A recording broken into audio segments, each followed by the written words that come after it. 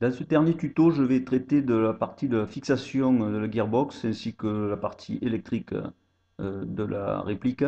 Et vous allez voir, il y a quelques petits rushs, un ou deux rushs, que j'avais oublié de mettre dans les quatre premiers tutos.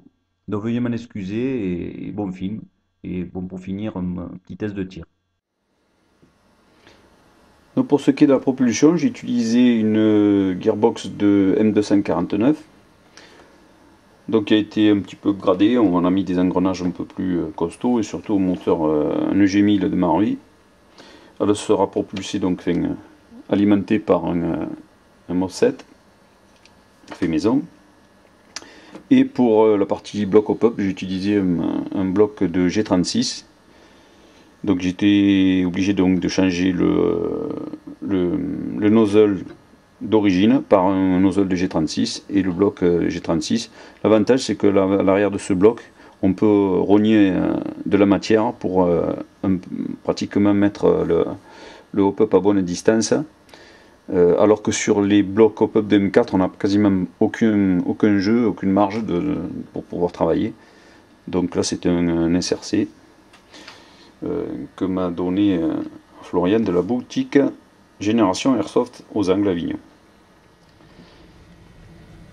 Donc pour adapter la gearbox intérieure de la réplique, j'ai utilisé une chute de tube de sang, donc j'ai utilisé pour le corps, hein, ainsi qu'une rondelle au même diamètre donc, que le corps, donc le même diamètre que le support du canon, avec le milieu percé au diamètre du nozzle.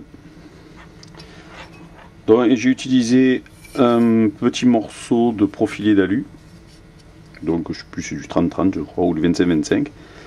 C'est une chute que j'avais, que j'ai légèrement tordue jusqu'à l'aligner, jusqu'à ce qu'une fois l'ensemble posé et aligné, donc il s'aligne sur le trou d'ajustement du nozzle. Donc voilà, là la box sera centrée.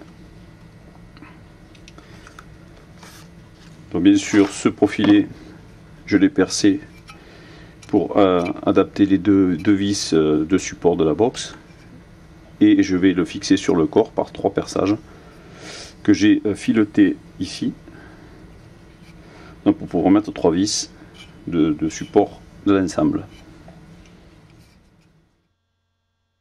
Pour la partie électrique, j'ai pas fait de vidéo, donc je vais vous présenter ce schéma rapidement. L'alimentation de la gearbox se fait par une LiPo qui alimente un offset et qui commande donc la gearbox de 249. Et en parallèle, j'ai mis aussi l'alimentation de la Mobox, donc les deux fonctionnent en même temps. Une deuxième batterie 12 volts a été prévue pour la rotation du canon, donc l'alimentation du moteur du canon en 12 volts. Et donc toute la commande a été bien sûr regroupée sur la poignée. Donc la gâchette fait office de tir, et aussi donc le deuxième contact qui a été mis dessus fait tourner les canons.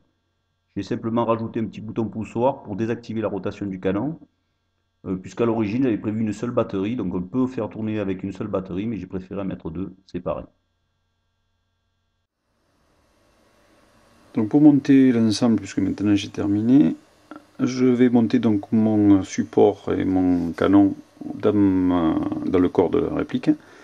Donc il ne faut pas oublier de mettre donc le joint torique là, qui va me servir de joint de courroie de traction pour la rotation. Donc là j'aligne bien mon hop-up, enfin encore que je puisse le mettre après, et je vais aligner les 3 perçages. Donc j'aligne tout de façon à ce que ce soit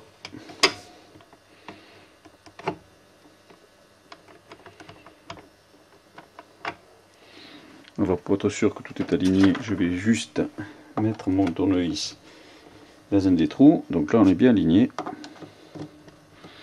et là aussi. Donc on va pouvoir remettre les vis pour serrer l'ensemble. Donc 3 en dessus et 2 en dessous. Donc pour le bouchon arrière, j'ai pris un bouchon en diamètre 100. Donc ça c'est en origine. J'ai juste enlevé une petite bande, donc de pas 1 cm, j'ai laissé quoi, on va dire 5 mm ici. Et j'ai découpé un morceau de manchon de sang, donc en fait que j'ai collé sur le corps. donc il s'emboîtera à l'intérieur. En fait, tout ça pour pas juste coller bout à bout les deux, le bouchon et le corps, parce que je pense que c'est peut-être pas assez costaud. Donc pour juste renforcer, on va mettre ce petit morceau de manchon à l'intérieur. Donc on va coller tout ça comme ça.